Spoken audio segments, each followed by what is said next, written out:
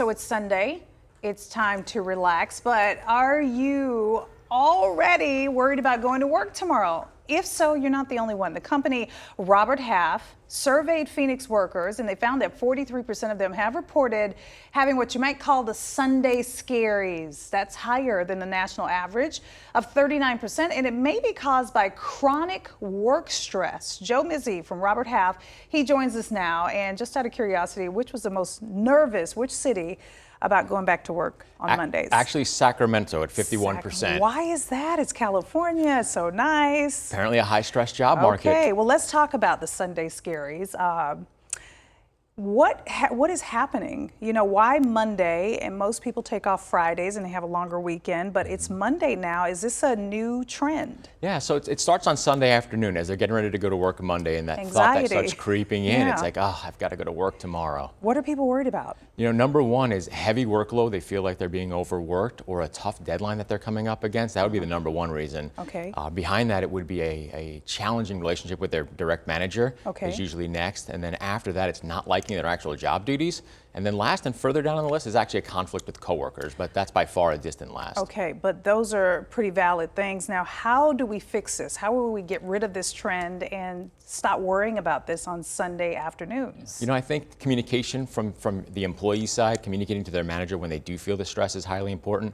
But I think companies really need to start recognizing that if they're stressing their employees to this high of a level, it's going to hurt them in terms of turnover. And that's what we're seeing across the valley right now.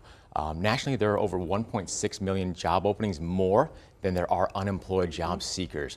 And employees feel now that they can look for better opportunities and that they're actually finding them. So smart companies are starting to recognize this and starting to improve their corporate culture and that work-life balance. That's so important. And doing stuff like what? Are the companies who are paying attention and adjusting things, what are they doing? Maybe working at home, allowing people to work at home more? Working from home, yes, but a lot of people are working from home on the weekends, and that's what's stressing them out as well. So figuring out a way to give some relief to their staff, whether that's having additional help on projects, whether that's helping them prioritize what is most important to get done, so that even if they do work from home on weekdays, they're not taking that work from home mentality with them on Saturdays and Sundays. So, you know, you said the best thing to do is to go talk to your boss. It's not a necessarily easy thing to do because it could be viewed as complaining, or at least you feel like it is. Yeah.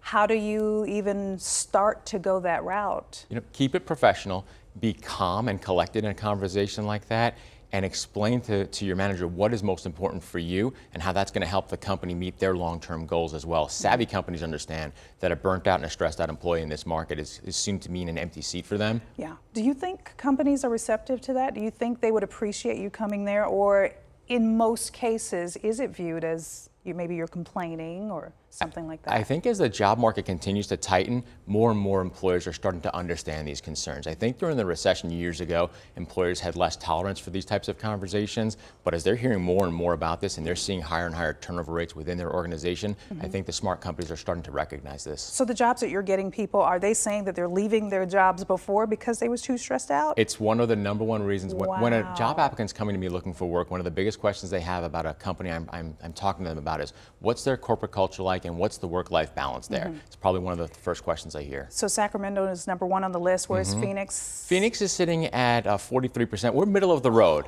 Nashville's at 29%. So if you want to relax, let's go on over to Nashville. All right. Thank you so much for being here. My pleasure. The Sunday Scaries, hopefully you don't have it, and hopefully you will go to work tomorrow. If not, now you know what to do. Thank you for being here. We'll be right back.